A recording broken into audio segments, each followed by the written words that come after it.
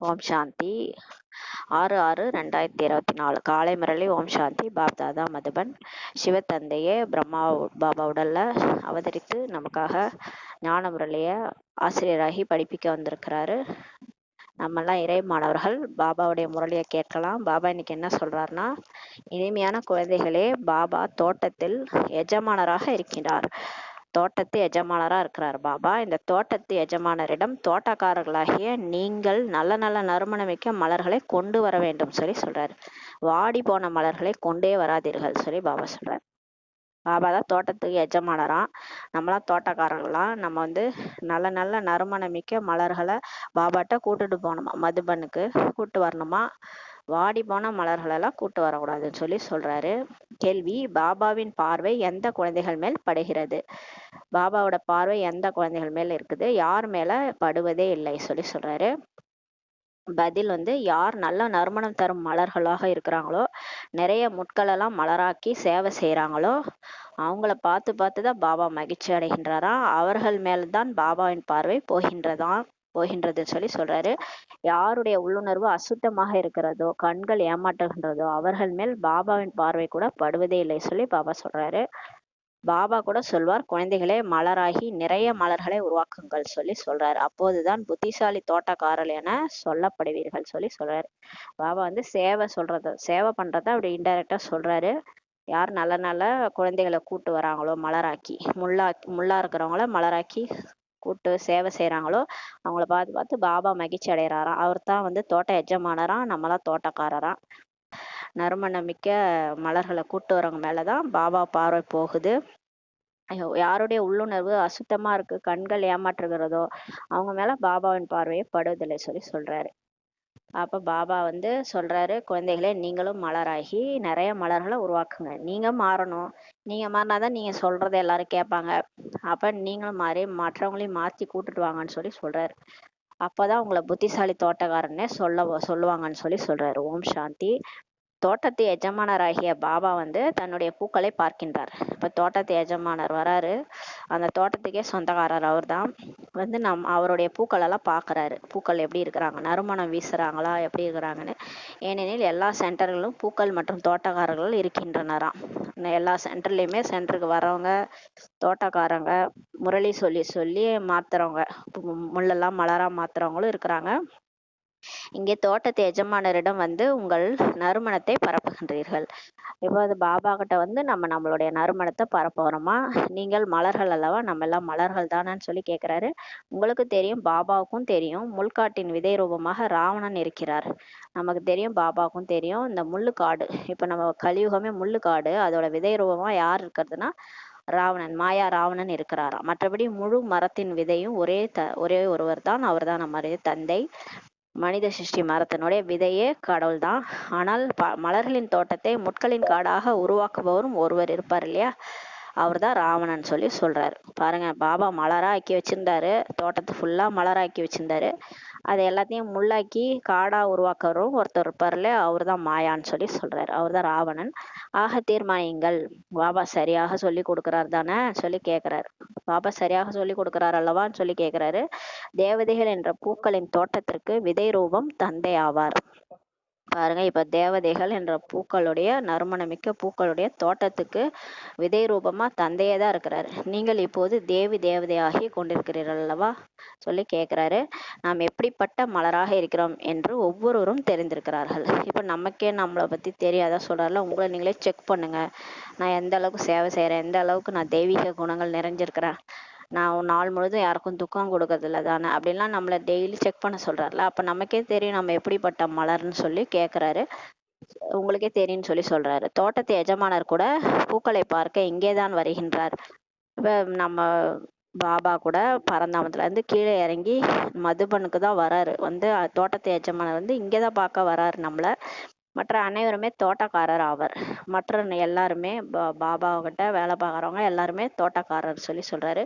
அதிலும் பலவிதமான தோட்டக்காரர்கள் இருக்கிறாங்களாம். இன்னைக்கு முரளியா அதை பத்தி தான் சொல்லியிருக்காரு. விதவிதமான தோட்டக்காரர்கள், பூக்களை பராமரிக்கிறவங்க நிறைய பேர் இருக்கிறாங்க, விதவிதமா இருக்கிறாங்க. அததான் நீ சொல்றாரு. அந்த தோட்டத்துல விதவிதமான தோட்டக்காரர்கள் இருப்பார்கள் அல்லவா. சிலருக்கு அந்த தோட்டம் கூட நம்ம சாதாரண தோட்டத்தை வந்து பராமரிக்கிறவங்க இருப்பாங்க இல்லையா, பூக்களுடைய தோட்டத்தை, அதில் கூட விதவிதமாக தோட்டக்காரர் இருப்பாங்க.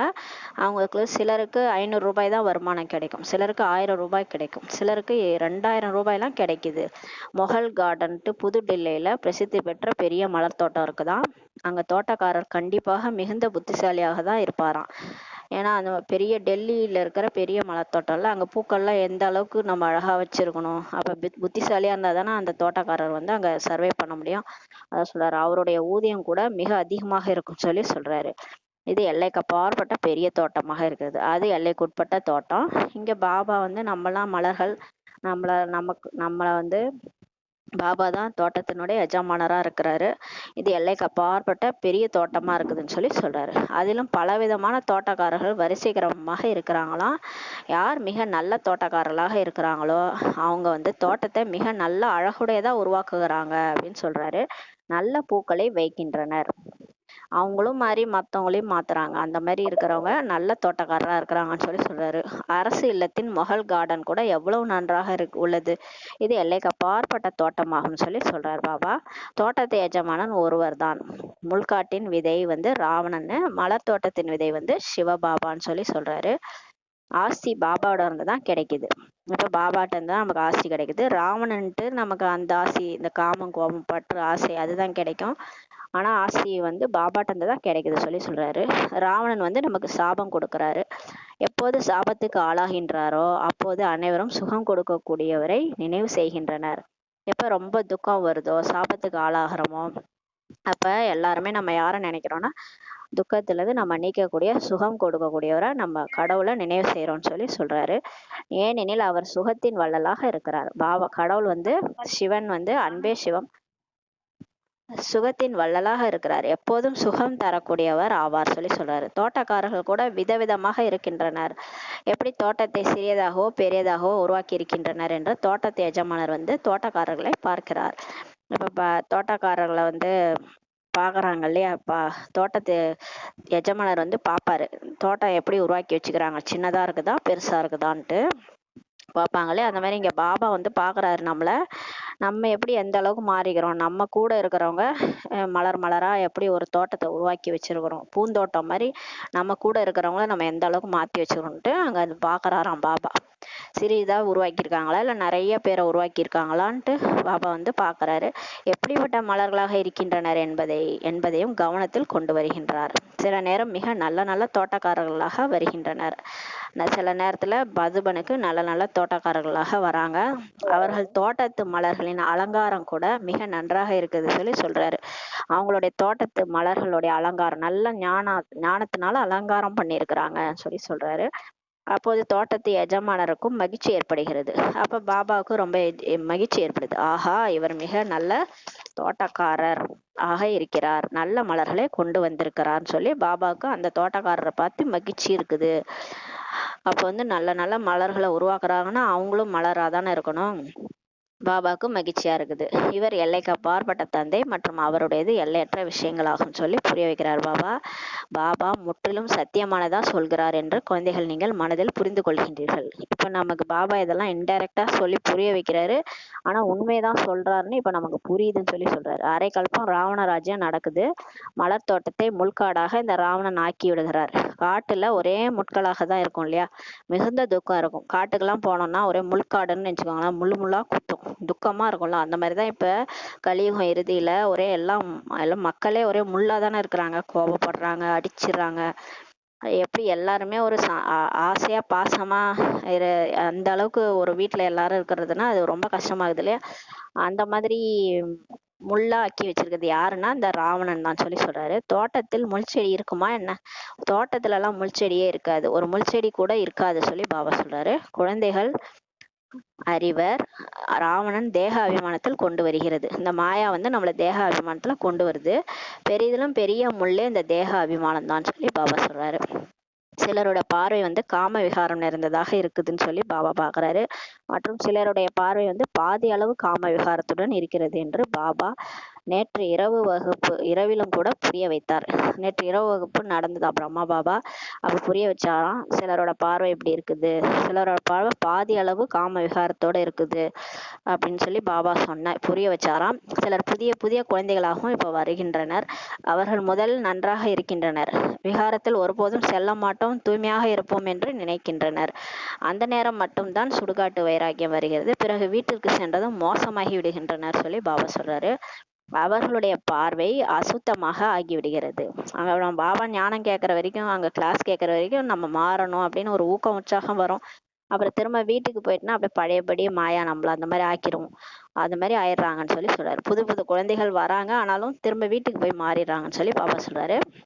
பாபா இவர் மிகவும் நல்ல மலராக இருக்கிறார் என்று நல்ல நல்ல நல்ல நல்ல பூக்கள் என்று எண்ணி தோட்டத்து எஜமானரிடம் கொண்டு வருகின்றனர் சொல்லி சொல்றாரு. நிறைய பேர் நிறைய புது புது ஸ்டூடெண்ட்ஸை கூட்டு இவங்கெல்லாம் நல்ல மலர்னு சொல்லி பாபாட்ட கூட்டு போறாங்க அப்படின்னு சொல்றாரு. இவர் இப்படிப்பட்ட மலராக இருக்கிறார் என்று சில தோட்டக்காரர்கள் பாபாவின் காதில் சென்று சொல்கின்றனர். பாபாட்ட சொல்றாங்க, பிரம்மா பாபா காதல் அந்த காலத்துல சொல்றாங்க, இவர் இப்படிப்பட்ட மலரா இருக்கிறார், இவரு நல்லா சேவை பண்றாரு, இவரு நல்ல ஞானத்தை புரிஞ்சுக்கிறாரு, இவரு சரியா சேவை பண்றதில்ல அப்படிலாம் சில தோட்டக்காரர்கள் சொல்றாங்க. பாபா காதுல போய் சொல்றாங்களாம். தோட்டக்காரர்கள் என்றால் கண்டிப்பாக சொல்வார்கள் அல்லவா. அப்ப பாபா தோட்டக்காரரா நியமிச்சிருக்கிறாரு இல்லையா, அவர் தான் சென்டர்ல சிஸ்டர் எல்லாரையும் நிர்வகிச்சிருக்காரு, அவங்களதான் வச்சிருக்கிறாரு. அவங்க சொல்றாங்க, பாபாட்ட சொல்றாங்க இல்லையா, அப்ப கண்டிப்பா சொல்றாங்க. பாபா உள்மனதை அறிபவர் என்பது கிடையாது. பாபா எல்லார் மனசுலையும் போய் புரிஞ்சுக்கிறதுலாம் கிடையாது. நம்ம லெட்டர் எழுதினாதான் பாபாவுக்கு தெரியும் நம்ம என்ன பிரச்சனைன்றது. மற்றபடி நமக்கு என்ன பிரச்சனைன்றது பாபாவுக்கு தெரியாது. அதனாலதான் நம்ம பாபா சொல்லுவாரு, நீங்க எல்லாத்தையும் சொல்லுங்கன்னு சொல்லிட்டு. எல்லாமே சென்ட்ரல்ல இருக்கவங்க கூட பாபாவுக்கு லெட்டர் எழுதுறாங்க. அதனாலதான் பாபாவுக்கு எல்லா விஷயம் தெரிய வருது. தோட்டக்காரர் ஒவ்வொருவருடைய நடத்தையும் சொல்கின்றார். இப்ப சிஸ்டர் இருக்கிறாங்க, யாராவது பாத்துக்கிறாங்கன்னா அவங்க ஒவ்வொருவருடைய நடத்தையும் சொல்றாங்க பாபா கிட்ட. பாபா இவருடைய பார்வை நன்றாக இல்லை, இவருடைய நடத்தை ராயலாக இல்லை, இவர் 10 to 20% மாறி இருக்கின்றார், இப்படிலாம் சொல்றாங்க. இந்த மாதிரி வர ஸ்டூடெண்ட்ஸ்க்கு இந்த மாதிரிலாம் இருக்கிறாங்க, இவங்க நடத்த ராயலா இல்லை, 10 to 20% தான் மாறி இருக்கிறாங்க அப்படிலாம் சொல்றாங்க. கண்கள் தான் முக்கியமானதாகும், அவைதான் மிகவும் ஏமாற்றுகின்றன சொல்லி பாபா சொல்றார். குழந்தைகளே, கண்ணு தான் முக்கியமானது, அதுதான் ஏமாத்துது. பாக்குறதெல்லாம் நம்புறோம் இல்லையா நம்ம, அந்த மாதிரி கண்ணு நம்மளை ஏமாத்துதுன்னு சொல்லி சொல்றாரு. தோட்டக்காரர் தோட்டத்து எஜமானரிடம் அனைத்தையும் சொல்வார் சொல்லி சொல்றாரு. நீங்கள் எப்படிப்பட்ட மலர்களை கொண்டு வந்திருக்கிறீர்கள் என்று பாபா ஒவ்வொருவரிடமும் கேட்கின்றார். இப்ப டீச்சர் குழந்தைகள்கிட்ட பாபா கேக்குறாரு, நீங்க எப்பேற்பட்ட மலர்கள்லாம் கூட்டு வந்திருக்கிறீங்க. அதுல சிலர் ரோஜா மலராக இருக்கிறாங்க, சிலர் மல்லிகையா இருக்கிறாங்க, எல்லாம் வாசம் வீசுறாங்கன்னா அந்த அளவுக்கு நல்லவங்களா மாறி இருக்கிறாங்க. பாபா சொல்ற மாதிரி பாபா சொல் பேச்சு கேட்டு முரளிக்கு படிக்கிறது, அமிர்த வேலை பண்றதுன்ட்டு குணவானா மாறி இருக்கிறாங்கன்னா அப்ப வாசனை வீசுறாங்கன்னு சொல்றாரு. சிலர் அரளிப்பூக்களை போல அழைத்து வருகின்றனர், அரளிப்பூக்களை கூட அழைத்து வருகின்றனர் சொல்லி சொல்றாரு. அரளிப்பூ வாசனையே வராது, ஆனா அதையும் சிவன் தலையில போடுவாங்க இல்லையா. சிவனுக்கு எல்லா பூவுமே தான் அர்ப்பணம் பண்ணுவாங்க. ஏன்னா பாபாவுடைய குழந்தைகள் அந்த மாதிரி விதவிதமா இருக்கிறாங்கன்றத பாபா புரிய வைக்கிறாரு. சிலர் அரளிப்பூக்களை கூட கூட்டு வராங்க மதுபனுக்கு, இங்கே மிக எச்சரிக்கையோடு இருக்கின்றனர் சொல்லி சொல்றாரு. மதுபன்ல எச்சரிக்கையா இருக்கிறாங்க, ஆனா காட்டுக்கு சென்றதும் உலக வாழ்வில் சென்றதும் அந்த அரளிப்பூ என்ன ஆயிடுது, வாடி போய் விடுகின்றனர் சொல்லி சொல்றாரு. இங்க மதுபன்ல வரும்போது நல்லா ரெஃப்ரெஷ்ஷா இருக்கிறாங்க, ஆனாலும் வீட்டுக்கு போனோடனே பழையபடி ஆயிடுறாங்கன்னு சொல்லி சொல்றாரு. இவர் எந்த மாதிரியான மலர் என்று பாபா பார்க்கின்றார். இப்ப பாபா நம்ம எல்லாரையும் பாக்குறாரு, இவங்க எந்த மாதிரியான மலர், சேவை செய்யறவங்க எல்லாரையுமே பாபா பாக்குறாரு, வர்ற குழந்தைகளையும் பாபா பாக்குறாரு. மாயை தோட்டக்காரர்களையும் மிக பலமாக அடித்து விடுகிறது சொல்லி பாபா சொல்றாரு. பாருங்களேன், இந்த மாயா என்ன பண்ணுதுன்னா, பாபா நியமிச்சிருக்கிற தோட்டக்காரர்கள் இருக்கிறாங்களே அவங்களே மிக பலமா அடிச்சிருதான். ஏன்னா இவங்களால தானே எல்லாரும் மாறுறாங்க. இவங்களுக்கு செம்ம அடி கொடுத்தோன்னா மற்றவங்களை எப்படி இவங்க மாத்துறாங்கன்னு பார்க்கலான்ட்டு டீச்சர்ஸுகளுக்கே, அதான் மகாரதிகளுக்கே அடி விழுது, பலமா அடி விழுதுன்னு சொல்லி சொல்றாரு. ஆக தோட்டக்காரரும் கூட முள்ளாக மாறி விடுகிறார்கள் சொல்லி சொல்றாரு. அப்ப என்ன பண்ணிருது மாயா, கோபப்படுத்தி விட்டுருது. அப்ப என்ன ஆயிடுறாங்க, தோட்டக்காரர்கள் முள்ளாக மாறிடுறாங்க. பாருங்க, தோட்டக்காரர் தான் மலர்களெல்லாம் கூட்டிட்டு போனோம், அந்த தோட்டக்காரரே முள்ளா மாறிடுறாங்க சொல்லி சொல்றாரு. தோட்டத்தை எஜமானர் வருகிறார் என்றால் முதலில் தோட்டத்தை பார்க்கின்றார், பிறகு பாபா அமர்ந்து மலர்களை அலங்காரம் செய்கின்றார் சொல்லி சொல்றாரு. மதுபனுக்கு பாபா வந்தாருன்னா ஃபர்ஸ்ட் எல்லாரையும் பாக்குறாரு, தோட்டமா கூட்டு வந்துக்கிறாங்க, மலரா கூட்டு வந்திருக்கிறாங்க. எல்லாரையும் மலரெல்லாம் பார்த்து முரளி படிச்சு அலங்காரம் பண்றாரு இல்லையா. பாபா மீட்ல நம்ம போனோம்னா நம்மளை அலங்காரம் பண்றாரு பாபா. முரளி பாயிண்ட்ஸ்லாம் சொல்றாரு, ஞான பாயிண்ட் எல்லாம் சொல்லி நம்மளை அலங்காரம் பண்றாரு. பாபா சொல்றாரு, குழந்தைகளே எச்சரிக்கையோடு இருங்கள், குறைகளை நீக்கி கொண்டே செல்லுங்கள் சொல்லி இப்ப பாபா நமக்கு சொல்றாரு. குழந்தைகளே, நான் வந்து தோட்டமா உங்களை பார்த்துட்டு இருக்கிறேன். இதுல சிலர் வந்து வாசனை வீசுற மலர், சிலர் வாசனை இல்லாத மலரா இருக்கிறீங்க. அப்ப எச்சரிக்கையோட இருங்க, குறைகளை நீக்கிட்டே போங்கன்னு சொல்லி சொல்றாரு. இல்லையானால் பிறகு பச்சாதாபப்பட வேண்டி இருக்கும்னு சொல்லி பாபா சொல்றாரு. பாபா லட்சுமி நாராயணராக ஆக்க வந்திருக்கின்றார், அதற்கு பதிலாக நாம் வேலைக்காரராக ஆகலாமா என்ன சொல்லி பாபா கேட்கிறாரு. குழந்தைகளை எல்லாரையுமே பாபா வந்து டீச்சர் ஆகி ஆசிரியராகி படிப்பிக்க வந்திருக்காரு. எல்லா குழந்தைகளும் லட்சுமி நாராயணன் ஆகணுன்றது அவரோட விருப்பம். ஆனா அதுக்கு பதிலா வேலைக்காரரா ஆகக்கூடாது சொல்லி சொல்றாரு. நாம் அவ்வளவு உயர்ந்தவர்களாக ஆக தகுதியானவர் ஆகின்றோமான்னு சொல்லி என்று தன்னைத்தானே சோதனை செய்யப்படுகிறது சொல்லி சொல்றாரு. அப்ப நம்ம லட்சுமி நாராயணன் அளவுக்கு நமக்கு தகுதி இருக்குதான்ட்டு உங்களை நீங்களே செக் பண்ணுங்கன்னு சொல்லி சொல்றாரு. முள்காட்டின் விதையாக ராவணன் இருக்கின்றார், மலர் தோட்டத்தின் விதையாக ராமர் இருக்கின்றார் சொல்லி திரும்ப சொல்றாரு பாபா. இந்த அனைத்து விஷயங்களையும் பாபா அமர்ந்து நமக்கு சொல்கின்றார். ஆனாலும் பாபா பள்ளி படிப்பை மகிமை செய்கின்றார். இப்போ பாபா நமக்கு வந்து அந்த பள்ளியில சாதாரண பள்ளி படிப்பு இருக்குல்ல, அதை கூட மகிமை பண்றாரு. அந்த படிப்பு கூட நல்லதாகும் சொல்றாரு. ஏனெனில் அது வருமானத்துக்கே ஆதாரமாகும். இப்ப டாக்டர் படிக்கிறாங்க, இன்ஜினியர் படிக்கிறாங்கன்னா அந்த படிப்பை வச்சுதானே சம்பாதிக்கிறாங்க. குறிக்கோள் கூட அங்க இருக்கிறது. நான் வந்து கலெக்டர் ஆக போறேன், நான் டாக்டர் ஆக போறேன் அப்படின்னு ஒரு குறிக்கோள் இருக்குது சொல்லி சொல்றாரு. இது கூட பாடசாலையாகும். அதே மாதிரிதான் இது கூட பாடசாலை, இது ஒரு யூனிவர்சிட்டி.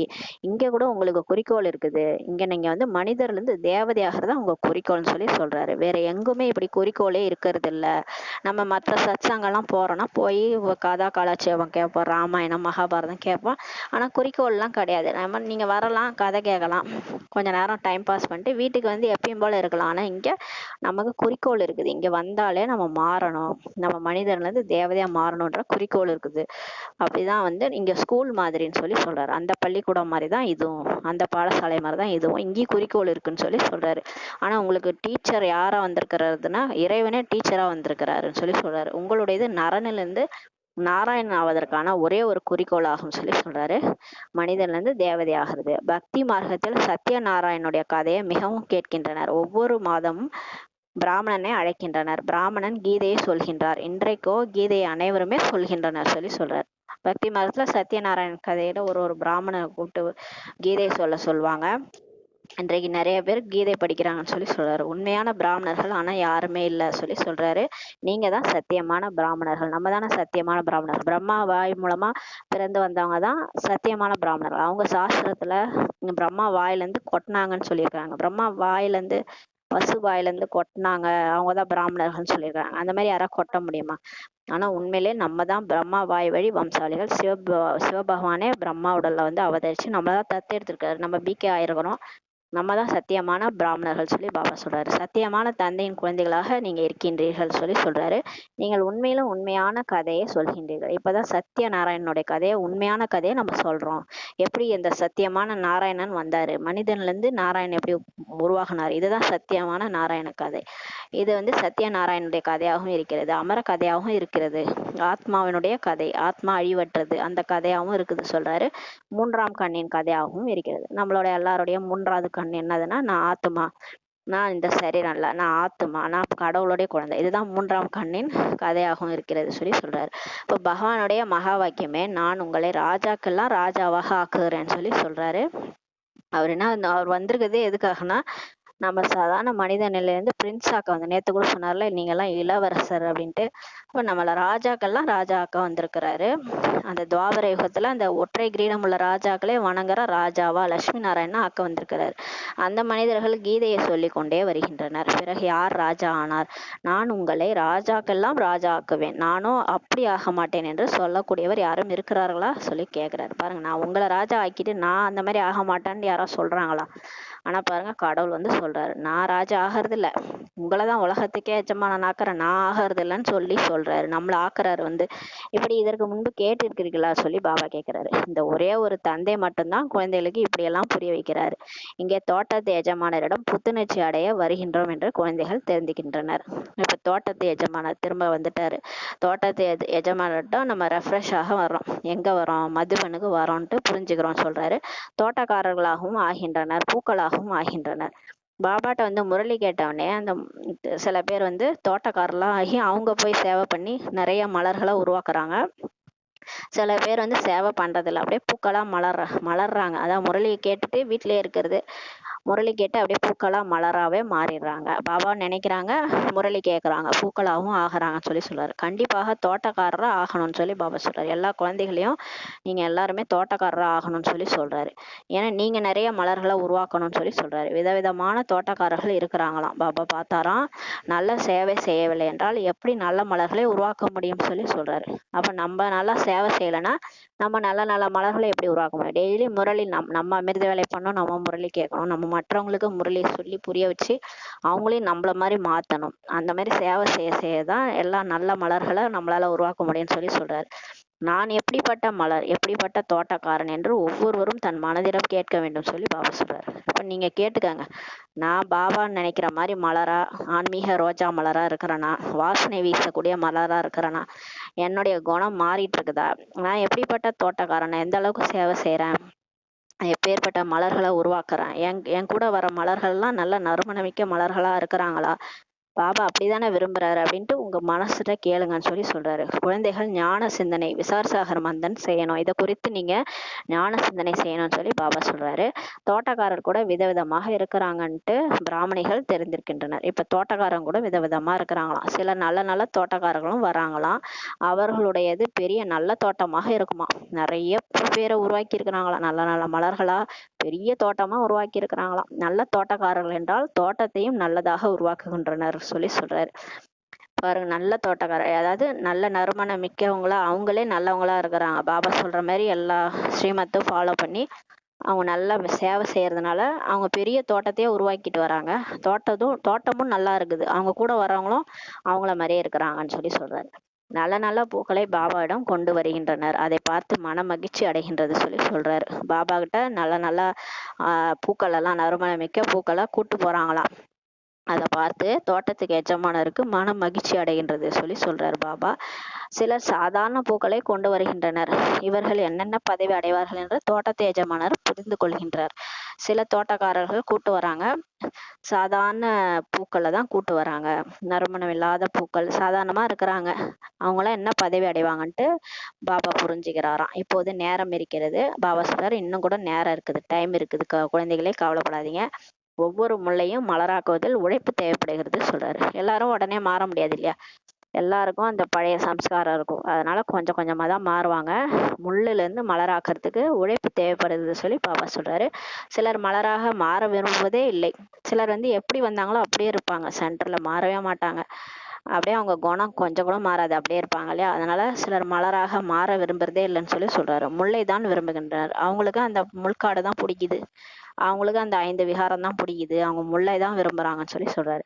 அவர்களின் கண்களுடைய உள்ளுணர்வு மிக அசுத்தமானதாக இருக்கிறது, இங்கே வந்தும் கூட அவர்களுக்குள் நறுமணம் ஏற்படுவதே இல்லை சொல்றாரு. சில குழந்தைகள் அந்த மாதிரி இருக்கிறாங்க, அவங்க வந்து மலராவே ஆகிறது இல்லை, முள்ளாவே இருந்துடுறாங்கன்னு சொல்றாரு.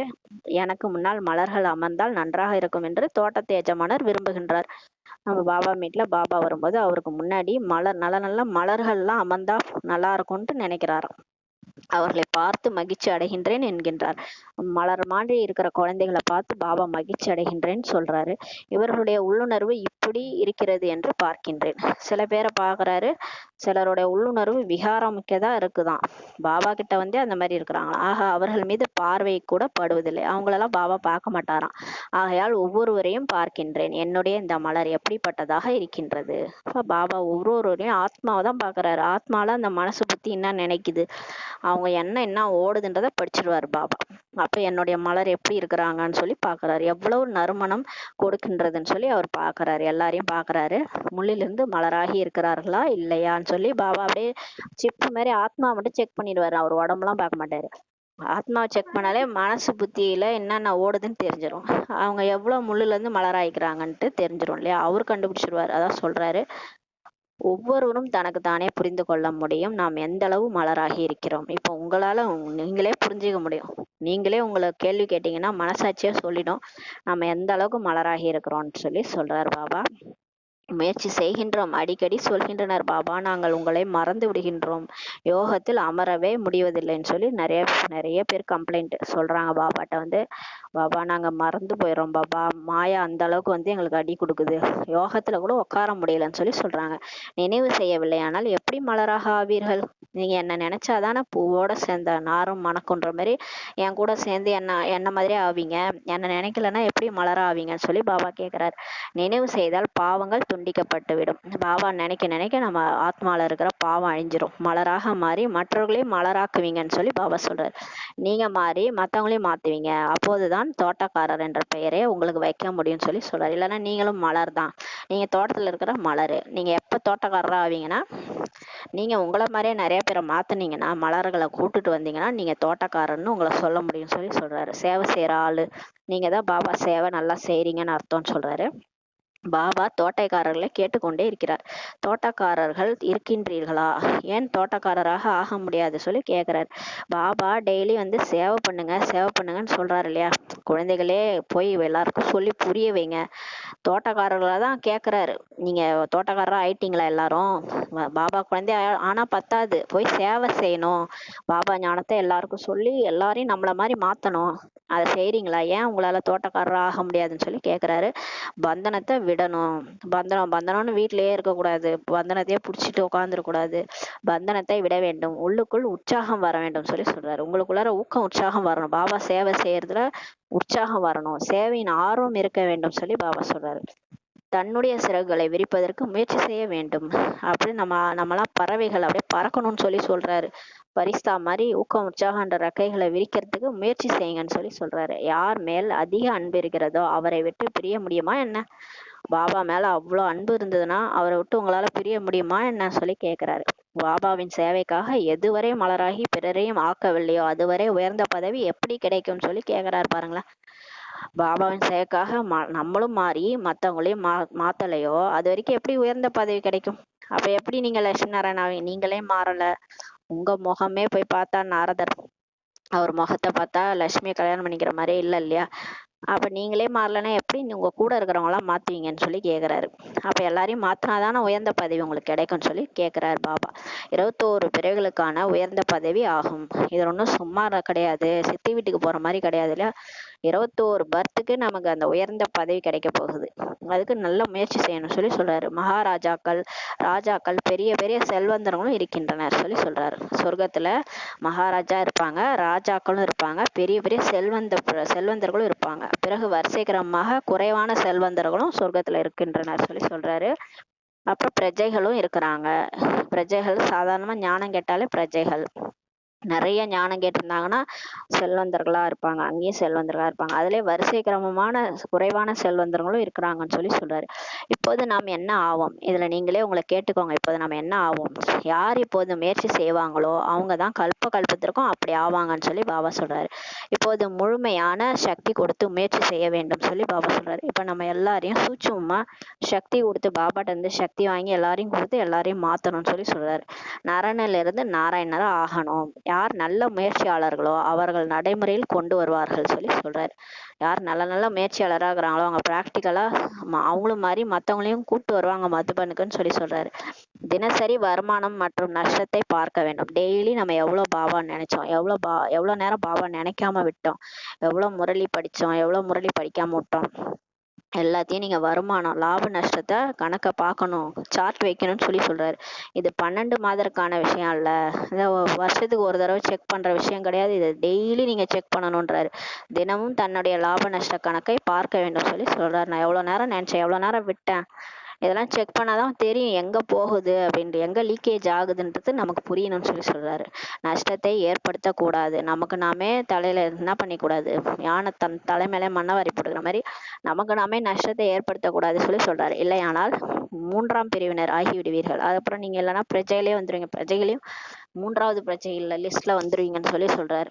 3ஆம் பிரிவினரா ஆகிருவீங்க சொல்லி சொல்றாரு. பள்ளிக்கூடத்தில் கூட வரிசை கிரமமாக இருக்கிறாங்க இல்லையா. பள்ளிக்கூடத்துல கூட first bench, second bench, last bench தான் இருப்பாங்களே, அந்த மாதிரிதான் இங்கேயும் நீங்க இருக்கிறீங்கன்னு சொல்லி சொல்றாரு. இனிமேலும் இனிமையான குழந்தைகள் தேர்ந்தெடுக்கிறீர்கள். விருட்சபதி இப்போ நம்ம கல்பவிருஷ மரத்தினுடைய விதை ரூபமா இருக்கிற நம்மளுடைய விருட்சபதி தந்தை நம்முடைய விதையாக இருக்கிறாரு. அவர் வருவதன் மூலம் நம் மீது பிரகஸ்பதி திசை குரு திசை வந்து நமக்கு அமர்கிறது. இப்ப நமக்கு குரு பார்வை பற்றுச்சு. பிறகு ராவண ராஜ்யம் வரும்போது நமக்கு ராகு திசை அமர்கிறது. அப்புறம் நமக்கு ராவண ராஜ்யம் வரும்போது காமம், கோபம், பற்று, ஆசை, அகங்காரம் இந்த ராகு திசையை பிடிச்சிருது சொல்லி சொல்றார்.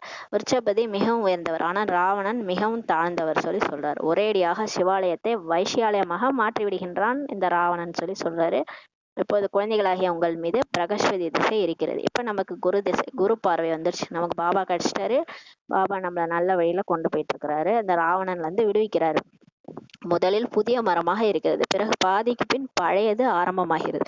பாபா முதல்ல அழகான மரமா உருவாக்கி தோட்டக்காரனா இருந்து தோட்டத்துக்கு எஜமானரா இருந்து அழகான ஒரு மரத்தை உருவாக்கி சொர்க்கத்துல நடிக்க வைக்கிறார். அதுக்கப்புறம் 2500 வருஷம் கழிச்சு பழையது ஆரம்பமாகுதுன்னு சொல்லி சொல்றாரு. தோட்டத்து எஜமானரும் இருக்கிறாரு, தோட்டக்காரர்களும் அதிகமாகி கொண்டே செல்கின்றனர். இப்ப பாபா வந்துட்டாரு, அவர் தான் எஜமானர். நிறைய டீச்சர்ஸை உருவாக்கி அவங்க மூலமா நிறைய ஸ்டூடெண்ட்ஸ் உருவாக்குறாரு. தோட்டக்காரர்களும் அதிகமாயிட்டே போறாங்கன்னு சொல்லி சொல்றாரு. தோட்டத்து எஜமானரிடம் பூக்களை கொண்டு வருகின்றனர். இப்ப நிறைய பேரு பாபாட்ட பூக்கள் மலர்களை கூட்டிட்டு வராங்க. ஒவ்வொரு தோட்டக்காரரும் பூக்களை கொண்டு வராங்க. பாபாவிடம் செல்ல வேண்டும் என்று துடிக்கக்கூடிய நல்ல நல்ல குழந்தைகளை சிலர் அழைத்து வருகின்றனர் சொல்லி பாபா சொல்றாரு. பாருங்களேன், நிறைய மாதாஸ்லாம் அந்த மாதிரி சொன்னார்ல, இன்னைக்கு பந்தனத்துல இருக்கிற மாதாஸ் துடிச்சு துடிச்சு என்ன நினைக்கிறாங்க. பாபா உன்னை நான் எப்ப பார்ப்பேன், இந்த பந்தனம்லாம் எப்ப போகும்லாம் ரொம்ப உருகி உருகி என்ன நினைக்கிறாங்க. அந்த மாதிரி சில குழந்தைகளை தோட்டக்காரர்கள் பாபா கிட்ட கூட்டிட்டு போறாங்க, சிலர் அழைத்து வராங்கன்னு சொல்லி சொல்றாரு. அவங்கள நல்ல நல்ல குழந்தைகள் சொல்லி சொல்றாரு. எப்படி விதவிதமான யுக்திகளோடு பாபாவிடம் குழந்தைகள் வருகின்றனர். மிக நல்ல மலரை கொண்டு வந்திருக்கிறீர்கள் என்று பாபா சொல்கிறார். பாபா சொல்றாரு, என்னை உருகி உருகி நினைக்கிறவங்க அவங்கள கூட்டு வந்திருக்கிறீங்களேன்னு சொல்லி சொல்றாரு. தோட்டக்காரர் 2ஆம் தரமாக இருந்தாலும் கூட தோட்டக்காரரை விட மலர்கள் நன்றாக இருக்கின்றன சொல்லி பாபா சொல்றாரு. நம்மை அவ்வளவு உயர்ந்த உலகத்தின் எஜமானர் ஆக்கக்கூடிய சிவபாபாவிடம் செல்ல வேண்டும் என்று துடிக்கிறார்கள். அந்த மாதிரி யாரெல்லாம் துடிக்கிறாங்களோ அவங்க தோட்டக்காரர்களோட அவங்க ரொம்ப நன்றாக இருக்கிறாங்கன்னு சொல்லி சொல்றாரு பாபா. வீட்டில் அடி வாங்கினாலும் கூட சிவபாபா எங்களை காப்பாற்றுங்கள் என்று சொல்கிறார்கள். அவர்களை தான் உண்மையான திரௌபதி என்று சொல்லப்படுகிறது சொல்லி சொல்றாரு. அந்த மாதிரி இருக்கிற மாதாஸ் வீட்டுல அடி வாங்குறாங்க, நல்ல மலரா இருக்கிறாங்க, பாபா நினைக்கிறாங்க, பாபா எங்களை காப்பாத்துங்கன்னு சொல்றாங்க. அவங்கதான் உண்மையான திரௌபதின்னு சொல்லி பாபா சொல்றாரு. இது நம்மளுடைய உதாரணம் தான் திரௌபதி. மகாபாரதத்துல திரௌபதியை காமிச்சிருக்கிறது. இங்க வந்து யாரெல்லாம் மாதாஸ் அடி வாங்கிட்டு வீட்டுல இருந்து அடி வாங்கிட்டு பாபா உருகி உருகி நினைக்கிறாங்களோ அவங்கதான் உண்மையான திரௌபதின்னு சொல்லி சொல்றாரு பாபா. எது நடந்து முடிஞ்சதோ அது மீண்டும் நடக்கத்தான் வேண்டும் சொல்லி சொல்றாரு. போன கல்பத்துல நடந்த மாதிரி இப்ப நடக்குதுன்னு சொல்லி சொல்றாரு. நேற்று அழைத்தீர்கள் அல்லவா என்று பாபா காப்பாற்றுவதற்காக வந்திருக்கிறார். நேத்து கூப்பிட்டீங்க, இன்னைக்கு நான் வந்துட்டேன்னு சொல்லி சொல்றாரு. பூம் பூம் செய்யுங்கள் என்று சொல்லி கொடுக்கிறார். இப்ப மாதாசு சொல்லி கொடுக்குறாரு. நீங்க உங்க கணவனுக்கு போய் சொல்லுங்க, பூம் பூம் பண்ணுங்க, ஞானத்தை சொல்லுங்கன்னு சொல்றாரு. நீங்கள் குளவிகளாக இருக்கிறீர்கள், அவர்கள் புழுக்களாக இருக்கிறார்கள், அவர்களிடம் பூம் பூம் என்று செய்து கொண்டே இருங்கள் சொல்லி சொல்றாரு. பாருங்க, நீங்க எல்லாம் குளவி குளவி ஒரு புழுவை எடுத்தாந்து பூம் பூம் பண்ணி குளவியா மாத்திருது இல்லையா, அந்த மாதிரி நீங்களும் நீங்க குளவியா இருக்கிறீங்களே, உங்களுக்கு ஞானம் தெரியும்.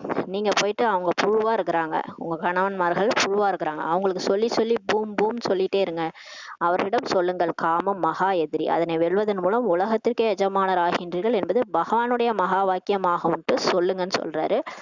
சில நேரத்துல கணவன்மார்கள் வந்து அபலைகளின் பேச்சை கேட்டு குளிர்ச்சி அடைந்து விடுகின்றனர், சொல்கின்றனர், நல்லது செல்லுங்கள், உங்களை அப்படி உலகத்தின் எஜமானர் ஆக்குபவரிடம் செல்லுங்கள் சொல்லி அமுச்சே விட்டுறாங்களாம்.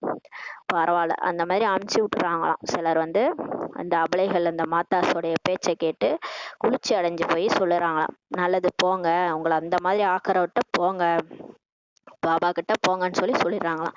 என்னுடைய அதிர்ஷ்டத்தில் இல்லை, ஆனா நீங்களாவது செல்லுங்கன்னு சொல்லி கணவன்மார்கள் சொல்றாங்களாம். எங்களோட அதிர்ஷ்டத்துலதான் இல்லை, எங்களுக்கு அதுல நம்பிக்கை இல்லை, நீங்களாவது போங்கன்னு சொல்லி அனுப்பிச்சு விட்டுறாங்கன்னு சொல்லி சொல்றாரு. அப்படிப்பட்ட திரௌபதிகள் அழைக்கின்றனர், பூம் பூம் செய்யுங்கள் என்று பாபா எழுதுகிறார். அந்த மாதிரி திரௌபதிகள் தான் பாபா கூப்பிடுறாங்க, பாபா இந்த விஷக்கடல்ல இருந்து எங்களை காப்பாத்துங்க, அப்ப பூம் பூம் செய்யுங்கள் குழந்தைகளேன்னு சொல்லி பாபா சொல்றாரு. அவங்களுக்கு லெட்டர் எழுதுறாரு, பிரம்மா பாபா மூலமா லெட்டர் எழுதுறாரு பாபா. அத சொல்றாரு. ஒரு சில மனைவிமார்கள் அப்படி இருக்கின்றனர், அவர்கள் சூர்பனகை பூதனா அரக்கிகள் என்று சொல்லப்படுகிறது. இந்த ராமாயணம் மகாபாரதத்துல அந்த சூர்பனகை ராமாயணத்துல சொல்லியிருப்பாங்க. பூதனா என்று அரக்கி இருப்பாங்க, அவங்க வந்து கிருஷ்ணரை கிருஷ்ணரை வந்து கூட்டு போவாங்களே அந்த மாதிரி அரக்கிகள் இதெல்லாம் வந்து காமிச்சிருப்பாங்களே. இது வந்து இந்த இப்ப இருக்கிற மனைவிமார்கள், அதாவது கணவர்கள் வந்து பிகே ஆயிருப்பாங்க, மனைவிமார்கள் பிகே இல்லாம இருப்பாங்க, நான் பிகேவா இருப்பாங்க. அந்த மாதிரி ஒரு சில மனைவிமார்கள் அந்த மாதிரி இருக்கிறாங்களாம், சூர்பனகை அரக்கி மாதிரி சொல்லப்படுகிறது சொல்லி சொல்றாரு. கணவர்கள் அவர்களுக்கு பூம்பூம் செய்யறாங்க, அவர்கள் புழுக்களாகவே இருக்கின்றனர், விகாரம் இல்லாமல் அவர்களால் இருக்கவே முடிவதில்லை சொல்லி சொல்றாரு. சில நான் பிகேஸ் மாதாஸ் வந்து இருக்கிறாங்க, அவங்க நான் பி கேஸு, ஆனால் கணவர்மார்கள் பி கேஸு. இவங்க என்னதான் போயிட்டு மனைவிக்கு சொல்லி புரிய வச்சாலும், பூம் பூம் சொன்னாலும் குளவி மாதிரி இருந்து அவங்க புழுவாவே இருக்கிறாங்க, மாறவே மாட்டுறாங்க. சில குளவி வந்து பூம் பூம் பண்ணாலும் சிலது புழுவாவே செத்து போயிடும். அந்த மாதிரி கேட்டகரியா அது இருக்குதுன்னு சொல்றாரு பாபா. அவங்களால விகாரம் இல்லாமல் இருக்கவே முடியதில்லை சொல்லி பாபா சொல்றாங்க. தோட்டத்து எஜமானரிடம் விதவிதமாக வருகிறாங்க பாருங்களேன். இன்னைக்கு தோட்டத்து கதையை வச்சே நம்ம கதையை ஃபுல்லா சொல்லிட்டாரு பாபா. யார் யாரு எந்தெந்த ரகம்ன்ட்டு புரிய வச்சுட்டாரு. தோட்டத்து எஜமானரிடம் விதவிதமா இப்ப வராங்களாம், கேட்கவே கேட்காதீர்கள், அவ்வளவு மோசமானவர்களாக இருக்கிறார்கள், சில கன்னிகைகள் கூட முட்களாகி விடுகின்றன சொல்லி சொல்றாரு. சில நிறைய பேர் மதுபனுக்கு வராங்க, அதுல சில கன்னியாஸ் கூட முட்களாவே இருக்கிறாங்கன்னு சொல்லி சொல்றாரு. ஆகையால் பாபா சொல்கிறார், தன்னுடைய ஜாதகத்தை சொல்லுங்கள். அப்ப பாபா சொல்றாரு, உண்மையை சொல்லுங்க, டெய்லி லெட்டர் எழுதுங்க. டெய்லி நான் எப்படி இருக்கிறேன், நான் இன்னும் முள்ளா இருக்கிறேன்னா, மலர ஆகலையா, பாபா சொன்ன மாதிரி நான் இருக்கிறேன்னா, கோவப்படுறேன்னா, எல்லாத்தையும் சொல்லுங்க, உண்மை ஜாதகத்தை சொல்லுங்கன்னு சொல்லி சொல்றாரு. பாபாவிடம் சொல்லவில்லை, மறைக்கிறார்கள் என்றால் அது அதிகரித்து கொண்டே போகும். டாக்டர்கிட்ட போய் உண்மையை சொன்னாதான் மருந்து கொடுப்பாரு டாக்டர். அதே மாதிரி பாபாட்ட சொல்லலைன்னா, மறைக்கிறீங்கன்னா அது அந்த நோய் வந்து அதிகரிச்சுட்டே போகும்னு சொல்லி பாபா சொல்றாரு. பொய்யானவர்களே இருக்க முடியாது. இங்க பிகேவா நம்ம தாக்கு பிடிக்க முடியாது. பொய்யா நம்ம நடந்துக்கிட்டோம், பாபாட்ட மறைச்சோம்னா இங்க வந்து பிகேவா நம்மளால தாக்கு பிடிக்க கடைசி வரைக்கும் இருக்க முடியாது சொல்லி பாபா சொல்றாரு. உங்கள் உள்ளுணர்வும் மோசமாகி கொண்டே போகும். நமக்கு மனசாட்சியே உறுத்தும் இல்லையா, நம்ம தப்பு பண்ணிட்டு பாபாட்ட போயிட்டு நம்ம நல்லவங்க மாதிரி நடிச்சிட்டு இருந்தோம்னா நமக்கே மனசாட்சி உறுத்தும். அதான் பாபா சொல்றாரு, உங்கள் உள்ளுணர்வு கூட மோசமாகி கொண்டே போகும் சொல்லி பாபா சொல்றாரு. பாபாவிடம் சொல்வதன் மூலம் நீங்கள் காப்பாற்றப்பட்டு விடுவீர்கள். பாபாட்ட நீங்க சொல்ல சொல்ல உங்களை பாபா காப்பாத்திடுவாரு. உண்மையை சொல்ல வேண்டும் சொல்லி சொல்றாரு. அப்பதான் யுக்தி சொல்வாரு. அடுத்த நாள் முரளியில, குழந்தாய் நீ சொன்னதுக்கு இதான் பதில்ட்டு நம்ம என்ன கேட்கறோமோ அதுக்கான பதில் வந்துகிட்டே இருக்கும். ஆச்சரியமா இருக்கும் பாபா நமக்கு பதில் சொல்றாருன்ட்டு. அது மாதிரி நம்மளுடைய வீக் பாயிண்ட் எல்லாத்தையும் நம்ம பாபாட்ட சொல்ல சொல்லதான் அதுல இருந்து எப்படி வரணும்ன்ற யுக்தி எல்லாம் பாபா சொல்வார். மறுநாள் முரளியில சொல்வார். அதனால பாபா சொல்றாரு, உண்மையை சொல்ல வேண்டும், இல்லையானால் முற்றிலும் பெரிய நோயாளியாகி விடுவீர்கள் சொல்லி பாபா சொல்றாரு. உண்மையை சொல்லலைன்னா முற்றிலும் பெரிய நோயாளி ஆயிடுவீங்க. அப்புறம் அந்த விகாரம் போகவே போகாது. இப்போ கோப விகாரம் இருக்குன்னா நம்ம பாபாட்ட சொல்லலை, நான் கோவப்பட்டேன்னு சொல்லலைன்னா அப்போ அது அப்படியே அதிகரிச்சுட்டே போகும். நம்ம நாளுக்கு நாள் அப்படி ரொம்ப கோபக்காரனா மாறிடும். அப்போ பாபாட்ட சொல்லி, பாபா எனக்கு கோபம் வருது என்ன பண்றது அப்படின்னு சொல்லி சொல்லி சொன்னாதான் பாபா அதுக்கு யுக்தியா பதில் சொல்வாரு. அவர் நினைக்க நினைக்க அப்படியே சாந்தி ஆயிரும், அமைதி ஆயிரும். அமைதி சக்தி அதிகமா வாங்க வாங்க அந்த கோபம் நம்ம கிட்ட இருந்து போயிட்டே இருக்கும். அதை பாபாட்ட சொன்னாதான் அதுக்கான யுக்தி நமக்கு மாத்துறதுக்கு நமக்கு நிறைய நம்ம கூடவே இருந்து ஹெல்ப் பண்ணுவாரு. முரளிலையும் சொல்வாரு, நம்ம கூட வந்து நமக்காக நிறைய செய்வாரு. அதனால பாபா கிட்ட சொல்லுங்கன்னு சொல்லி சொல்றாரு. யார் விகாரி ஆகின்றார்களோ அவர்களுடைய முகம் கருப்பாகி விடுகிறது என்று பாபா சொல்கிறார். யார் விகாரத்துல போறாங்களோ அவங்க முகம் கருப்பாவே இருக்கும்னு சொல்றாரு. அந்த பொலிவே இருக்காது, கருப்பாயிடுறாங்க. அதனாலதான் பக்தி மரத்துல சிலையெல்லாம் வந்து கிருஷ்ணர் சிலை கருப்பா காமிச்சிருப்பாங்க. அதாவது கிருஷ்ணர் ஏன் அந்த மாதிரி கருப்பா காமிச்சிருக்காங்க, எல்லா சிலையும் கருப்பா தான், நாராயண சிலையும் கருப்பா காமிச்சிருப்பாங்க. தூய்மையற்றவர் என்றால் கருப்பு முகம் என்ற அர்த்தம் சொல்லி பாபா சொல்றாரு.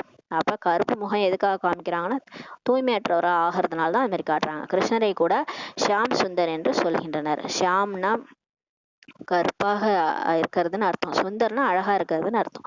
அவரை கூட ஏன் அந்த மாதிரி சொல்லியிருக்கிறாங்க, கிருஷ்ணரை கருப்பாக்கி விட்டனர். கிருஷ்ணரை கருப்பு சிலையெல்லாம் உருவாக்கி வச்சிருக்கிறாங்களே பக்தி மார்க்கத்துல, ராமர் நாராயணரை கூட கருப்பாக தான் காட்டுறாங்கன்னு சொல்லி சொல்றாரு. அர்த்தம் எதுவுமே புரிந்து கொள்வதில்லை. ஆனா அவங்களுக்கு அர்த்தம் தெரியாம உருவாக்கி வச்சிருக்கிறாங்க. பாபா சொல்றாரு, உங்களிடம் உள்ள நாராயணன் சித்திரம் கூட இங்க வெண்மையாக உள்ளது. இப்ப நம்ம கிட்ட பிகேஸ்ட சென்டர்ல உள்ள நாராயணன், லட்சுமி நாராயணனுடைய சித்திரம் பாத்தீங்கன்னா ஒயிட்டா அழகா இருக்கும். இது உங்களுடைய குறிக்கோள் ஆகும். இந்த மாதிரி வெள்ளையாகிறது தான் உங்களோட குறிக்கோள் சொல்லி பாபா சொல்றாரு. நீங்கள் கருப்பு நாராயணரா ஆகக்கூடாது சொல்லி பாபா சொல்றாரு. கருப்பு நாராயணர்னா விஹாரத்துல போறது. அது வந்து இங்க கலியுகத்துல இருக்கிறவங்க, விஹாரத்துல போறவங்க, அவங்கதான் கருப்பா இருப்பாங்க. அதனால கருப்பு நாராயணனா ஆகக்கூடாது சொல்லி சொல்றாரு. இங்க இருக்கும் கோயில் உள்ளது போல நாராயணர் இருக்கவில்லை. உண்மையிலே இங்க திருப்பதியில நிறைய கோயில்ல எல்லாம் இருக்கிறாங்க இல்லையா, நாராயணர் சிலை இருக்கு இல்லையா, அந்த மாதிரி உண்மையான நாராயணர் சத்தியுகத்துல இருக்க மாட்டாரு. அவரு அழகா வெள்ளையா இருப்பாரு. லட்சுமி நாராயணனும் அப்படியே வெள்ளை வெள்ளையன்னு அழகா இருப்பாங்க. அப்படிதான் உண்மையிலே அங்க இருப்பாங்க. இந்த மாதிரி சிலை மாதிரி இருக்க மாட்டாங்கன்னு சொல்லி சொல்றாரு. விகாரத்தில் விழுவதன் மூலம் கருப்பு முகமா ஆகி விடுறது சொல்லி சொல்றாரு பாபா. ஆத்மா கருப்பாக்கி விட்டது, அததான் சிலையை அந்த மாதிரி வடிச்சு காமிச்சிருக்கிறாங்க. ஆத்மா அந்த 5 விகாரத்துல போய் அந்த மாதிரி ஆயிடுச்சு, அதனாலதான் கருப்பா சிலை வடிச்சிருக்காங்கன்னு சொல்லி சொல்றாரு. இரும்பு யுகத்திலிருந்து தங்க யுகம் செல்ல வேண்டும். இப்ப நம்ம அயன் ஏஜ்ல இருந்து கோல்டன் ஏஜுக்கு போகணும். அப்ப கோல்டா மாறணும், நம்மளும் தங்க குருவி ஆக வேண்டும் சொல்லி சொல்றாரு. கல்கத்தா காளி என்று கூட சொல்கின்றனர். எவ்வளவு பயங்கரமான உருவமாக காண்பிக்கின்றனர். விஷயத்தையே கேட்காதீர்கள் சொல்லி பாபா சொல்றாரு.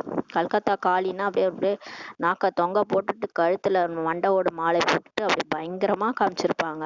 விஷயத்தையே கேட்காதீங்கன்னு சொல்லி சொல்றாரு. ஏன்னா அந்த அளவுக்கு கோபப்படுறவங்களா இருப்பாங்களா நான் தெரியல. அது என்னமோ விஷயத்தையே கேட்காதீங்கன்னு சொல்லி சொல்றாரு. இவை அனைத்தும் பக்தி மார்க்கம் என்று பாபா சொல்கிறார். பாபா சொல்றாரு, இது உண்மையிலே வந்து உண்மை கிடையாது. இது பக்தியில அந்த மாதிரி உருவாக்கி இருக்கிறாங்க. அந்த காளின்றவங்க அவங்க வந்து அவங்களுடைய சம்ஸ்காரம், சுபா சம்ஸ்காரத்தை பாபா நினைவுல இருந்து அழிச்சு அதை தான் மண்டவோட மாலையா போட்டிருப்பாங்க. தன்னுடைய வீக்னஸ அவங்க அழிக்கிறாங்க. அதை தான் அந்த பெரிய பயங்கர உருவமா காமிச்சிருக்கிறாங்க. மற்றபடி வந்து உண்மையிலே வந்து காளி வந்து சாந்தமானவங்க தான். அவங்க வந்து அந்த அளவுக்கு கோவப்படுறவங்களாம் கிடையாது. அவங்க தன்னுடைய விகாரத்தை பாபா நினைவுல இருந்து அழிச்சதுனால அவங்களுக்கு அந்த மாதிரி ஒரு பயங்கரமான உருவம் காமிச்சிருக்காங்க. இப்போது உங்களுக்கு ஞானம் கிடைத்திருக்கின்றது சொல்லி பாபா சொல்றாரு. நல்லது. இனிமேல் இனிமையான காணாமல் போய் கண்டெடுக்கப்பட்ட செல்லமான குழந்தைகளுக்கு தாயும் தந்தையுமாகிய பாப் தாதாவின் அன்பு நினைவுகள் மற்றும் காலை வணக்கம். ஆன்மீக குழந்தைகளுக்கு ஆன்மீக தாய் தந்தையின் நமஸ்தே. நாம் ஆன்மீக குழந்தைகள், ஆன்மீக தாய் தந்தைக்கு நமஸ்தே. தாரணைக்கான முக்கிய சாரம். ஃபர்ஸ்ட் பாயிண்ட், தன்னுடைய சிறகுகளை விரிப்பதற்காக, சுதந்திரமாவதற்காக முயற்சி செய்ய வேண்டும். பந்தனங்களிலிருந்து விடுபட்டு புத்திசாலி தோட்டக்காரர் ஆக வேண்டும் சொல்லி பாபா சொல்றாரு. டைம் கிடைக்கும் போதெல்லாம் நம்ம வீட்டையும் பராமரிச்சுக்கிட்டு பாபா சேவையும் செய்யணும்னு சொல்லி சொல்றாரு. முட்களை மலராக்கும் சேவை செய்ய வேண்டும். நிறைய முள்ளாதானே இருக்காங்க. நம்மளே ஏற்கனவே முள்ளாதான் கடந்தோம் இல்லையா. நமக்கும் அந்த விகாரங்கள்லாம் இருந்தது. பாபாட்ட வந்துதான் இப்ப நம்மளும் முயற்சியாளர் தான். எல்லாரும் முயற்சி பண்ணிட்டே தான் இருக்கிறோம். நம்ம மாறிட்டு இருக்கும் போதே எல்லாரையும் மாத்தணும். அப்ப நம்ம மாறி மற்றவங்களையும் மலராக்கும் சேவை செய்யணும்னு சொல்லி பாபா சொல்றாரு. 2வது பாயிண்ட், நான் எவ்வளவு நறுமணமுள்ள மலராகி இருக்கின்றேன். நான் எந்த அளவுக்கு வாசனை வீசுற மலரா இருக்கிறேன். என்னுடைய உள்ளுணர்வு சுத்தமாக இருக்கிறதா. கண்கள் ஏமாற்றம் தரவில்லை தானே. என்னை கண்ணு ஏமாத்துதா. நான் யாரையாவது நம்புறேனா, தேகதாரிய பாக்குறேனா, யாரையாவது நம்பிக்கிட்டு இருக்கிறேனா. பாபா ஒருத்தவங்கள தான் நம்பணும், மற்றவங்கள நம்பக்கூடாது. கண்கள் நம்மளை ஏமாற்றக்கூடாது என்று தன்னைத்தான் பார்க்க வேண்டும் சொல்லி சொல்றாரு. தன்னுடைய நடத்தையின் கணக்கு வழக்கு வைத்து குறைகளை நீக்க வேண்டும். நம்மளுடைய நடத்தை டெய்லி காலைல இருந்து சாயங்காலம் வரைக்கும் நான் என்ன பண்ணேன், முரளி கேட்டனா, பாபான்னு நினைச்சேனா, எவ்வளவு நேரம் பாபான்னு நினைச்சேன், அந்த சார்ட் வைக்கணும். நான் யாருக்காவது துக்கம் கொடுத்தேனா, யாருக்கும் துக்கம் கொடுக்கல தானே, யாருக்காவது வந்தவங்களுக்கு ஞானம் சொன்னனா, இதெல்லாம் நீங்களே உங்களுக்கு நீங்களே தெய்வீக குணங்களை தாரணை பண்ணனா, அமைதியா இருந்தனா, அன்பா பழகனா, பாபா மாதிரி நான் இருந்தேனா, பாபான்னு நினைச்சேனா அப்படின்ட்டு காலையில இருந்து சாயங்காலம் வரைக்கும் சார்ட் வைங்க. உங்களுடைய குறைகளை நீங்களே நீக்கணும்னு சொல்லி சொல்றாரு. மற்றது நம்ம துக்கம் கொடுத்துருந்தோம்னா அதையும் எழுதிடணும். பாபா நான் துக்கம் கொடுத்துட்டேன், நான் கோபப்பட்டுட்டேன், நான் இதெல்லாம் பண்ணிட்டேன் பாபா, அதையும் பாபாட்ட நேர்மறையா சொல்லிடணும். எல்லாத்தையும் சொன்னாதான் அவரு அதுக்கு வழி சொல்லுவாரு. அதனால குறைகளை நீங்க நீக்கிடணும்னு சொல்லி சொல்றாரு. வரதானம், சுயராஜ்யத்தின் நஷா, போதை மற்றும் நம்பிக்கையின் மூலமாக சதா சக்திசாலியாகக்கூடிய சகஜ யோகி, நிரந்தர யோகி ஆகுங்கள்ன்ற வரதானம் கொடுக்குறாரு. சுயராஜ்யம்னா நம்ம ஆத்மா அதிகாரியா உட்காந்து இந்த சுயத்தையே ராஜ்யம் பண்றோம். இந்த உடலையே நம்ம ராஜ்யம் பண்றோம். அந்த மனசு, புத்தி, கர்மேந்திரியங்கள், கண், காது, மூக்கு, கை, கால் எல்லாமே நம்மளுடைய கர்மேந்திரியங்கள். அது வந்து நம்மளுடைய பிரஜைகள். அதை நம்ம ராஜ்யம் பண்ணோம். மந்திரி, மனசு வந்து புத்தி வந்து மந்திரி. மந்திரிகளையும் பிரஜைகளையும் ராஜாவாகி நம்ம ராஜ்யம் பண்ணணும். அந்த சுயராஜ்யத்தின் போதை மூலமாக, நம்பிக்கையின் மூலமாக சதா சக்திசாலி ஆக்கக்கூடிய நிரந்தர யோகி, சகஜ யோகி ஆகுங்க. பாபா நினைவுல இருந்து நீங்க ராஜா ஆகி உங்க கர்மேந்திரங்களை இயக்குங்க அப்படின்னு சொல்லி சொல்றாரு. அந்த போதை உங்களுக்கு வரணும்னு சொல்லி சொல்றாரு. சுயராஜ்ய அதிகாரி எனில் ஒவ்வொரு கர்மேந்திரத்தின் மீது தனது ராஜ்யத்தை செலுத்துபவர் ஆவார். அவர் சொல்ற மாதிரிதான் கண்ணு இயங்கும். அவர் சொல்ற மாதிரி தான் காது கேட்கும். அவர் சொல்ற மாதிரி தான் வாய் இயங்கும். வாயின்னா ஞானம் மட்டும் தான் சொல்லணும், காதுனா ஞானத்தை மட்டும் தான் கேட்கணும், கண்ணுன்னா பாபா மட்டும் தான் பார்க்கணும். அந்த மாதிரி நம்ம செயல்லாம் நல்லது செய்யக்கூடிய செயல் தான் செய்யணும். பாபா நினைவுல இருந்து செய்யணும். மனசு புத்தி பாபாவை நினைக்கணும். இதுதான் வந்து ஒரு சுயராஜ்ய அதிகாரிக்கு அழகு. அவங்க கர்மேந்திரியங்களை தனது ராஜ்யத்தின்படி இயக்குவாங்க. ஒருபோதும் சங்கல்பத்திலும் கூட கர்மேந்திரியங்கள் ஏமாற்றவே கூடாது. எண்ணத்துல கூட நம்ம கர்மேந்திரியங்கள் ஏமாற்றக்கூடாதுன்னு சொல்லி சொல்றாரு. எப்போதாவது தேக அபிமானம் வந்துட்டா ஆவேசம் மற்றும் கோபமானது சகஜமாகவே வந்துவிடும் சொல்லி சொல்றாரு. பாருங்க, நமக்கு ஒரே டென்ஷன் ஆகுது, டயர்ட் ஆகுது, உடம்பு மேல ஏதோ ஒரு உடம்பு வந்து வலிக்குது, தேக அபிமானம் வந்துடுதுன்னா நம்ம தேகம்னு நினைச்சுக்கிறோம். அப்ப என்ன ஆயிடுதுன்னா எல்லார் மேலேயும் கோபம் வந்துடும். ஏன்னா நம்மளை இப்படி வேலை வாங்குறாங்கன்ட்டு டென்ஷன் ஆகி ஆவேசமா கோபமா கத்த ஆரம்பிச்சிடும். அதுக்கு காரணம் என்னன்னு பாத்தீங்கன்னா தேக அபிமானம்னு சொல்றாரு பாபா. நம்ம தான் இந்த உடல் நினைச்சுக்கிறோம், அதனால நமக்கு கோபம் வருது. இந்த உடலை நம்ம அதிகாரியாகி வேலை வாங்கணும். நம்ம ஆத்மா சுயராஜ்ய அதிகாரி, இந்த உடல்ல நான் வேலை வாங்குறேன், அந்த மாதிரி வாங்கும்போது நமக்கு கோவம் வருமா? வரவே வராது. இந்த உடலை நான் இயக்குறேன் அப்படின்னும் போது கோவம் வராது. ஆத்மா அபிமானியா இருக்கும் போது கோவம் வராது. நம்ம தேக அபிமானத்துல வரும் மொத்தம் ஐயோ மற்றவங்கள்ட்ட கோவம் வரும், நமக்கு மற்ற ஆத்மாக்கள் மேல கோவம் வரும். அதனால பாபா சொல்றாரு, எப்போ தேக அபிமானம் வருதோ அப்ப ஆவேசம் இல்ல கோபம் வந்து சகஜமா வந்துரும்னு சொல்லி சொல்றாரு. ஆனால் யார் சுயராஜ்ய அதிகாரியா இருக்கிறாங்களோ அவங்க சதா நிரகங்காரியா பணிவா இருந்து சேவை செய்வாங்கன்னு சொல்லி சொல்றாரு. யார் அந்த உடலை இயக்குற சக்தியா இருக்கிறாங்களோ அவங்க உடலை தான் இயக்குவாங்க, மற்றவங்களை இயக்க மாட்டாங்க. மற்றவங்களை பார்த்து டென்ஷன் ஆக மாட்டாங்க. யாராவது செஞ்சா செய்யறாங்க, இது பாபா சேவை, செஞ்சா நமக்கு தான் பல கோடி மடங்கு பலன்னு நம்ம செய்யலான்னுட்டு சதா நிரகங்காரியா பணிவா இருந்து சேவை செய்வாங்கன்னு சொல்லி சொல்றாரு. எனவே நான் சுயராஜ்ய அதிகாரி ஆத்மாவாக இருக்கிறேன் என்ற போதை, நஷா மற்றும் நம்பிக்கையின் ஆதாரத்துல சக்திசாலி ஆகுங்க. மாயாஜித் நிலையிலிருந்து மாயை வெல்லுங்க. உலகத்தை வெற்றி அடைந்தால் நீங்க சகஜ யோகியாக நிரந்தர யோகியாக ஆவீங்கன்னு சொல்லி பாபா சொல்றாங்க. ஸ்லோகன்: லைட் ஹவுஸ் ஆகி மனம் புத்தி மூலமாக ஒளியை பரப்புவதில் ஈடுபட்டால் எந்த ஒரு விஷயத்திலுமே பயம் ஏற்படாது சொல்லி பாபா சொல்றாரு. பாருங்களேன், நம்ம லைட் ஹவுஸ் ஆகி சதா ஒளி புள்ளியாகி பூமி பந்து மேல நம்ம மனசு புத்தி மூலமா ஒரு ஃபரிஸ்தா மாதிரி அப்படியே பறந்துக்கிட்டு பாபாட்ட இருந்து ஒளியை வாங்கி லைட்டை உலகம் ஃபுல்லா பரப்பணும். இப்போ உலகம் இருட்டில் இருக்குது இல்லையா, நம்ம லைட்டை வந்து வெளிச்சம் அடிக்கணும். டார்ச் லைட் மாதிரி அந்த பூமி பந்தில் நம்ம வெளிச்சம் அடிச்சுட்டே இருக்கணும், பாபாவுடைய ஒளியை கொடுத்துக்கிட்டே இருக்கணும். அந்த மாதிரி பரப்ப ஆரம்பிச்சிட்டோம்னா நமக்கு பயன்றதே இருக்காதுன்னு சொல்றாரு. பாருங்களா, எந்த ஒரு விஷயத்துலயுமே உங்களுக்கு பயமே ஏற்படாது. நீங்க ஃபரிஸ்தாவாய் பூமி பந்தில பறந்து லைட்டை பரப்பிட்டே இருந்தீங்கன்னா உங்களுக்கு எந்த விஷயத்துலயுமே பயமே வராதுன்னு சொல்லி பாபா சொல்றாங்க. ஓம் சாந்தி. நன்றி பாபா.